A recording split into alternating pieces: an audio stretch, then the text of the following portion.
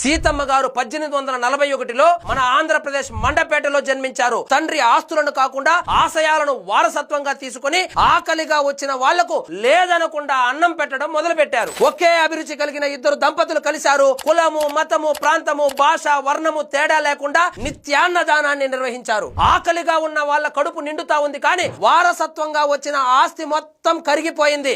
అయినా పెట్టే చేతులకు మాత్రం అలసట రాలేదు. పెట్టి పెట్టి పెట్టి పెట్టిన వాళ్ళకే తినడానికి ఏమీ లేని పరిస్థితి ఏర్పడింది. ఎప్పుడు కోపం రాని డొక్క వెంకట జోగన్నకు కోపం వచ్చింది. సీత, మనకు ఈ అన్నదానం అవసరమా అని అడిగేశాడు. అప్పుడు సీతమ్మ, నేను ఆకలిగా ఉన్న వాళ్ళలో మహావిష్ణువును చూస్తాను, ఇన్ని రోజులు ఆయన ఆకలి తీర్చాము, మన ఆకలిని ఆయన చూసుకుంటాడులే అని సమాధానం చెప్పింది. మరుసటి రోజు పొలం దున్నుతుంటే ఒక బిందె దొరికింది. అది లంకె బిందె అని తేలింది. అంతే, ఇక మళ్ళా అన్నదానం షురు. That is Dokka Seethamma.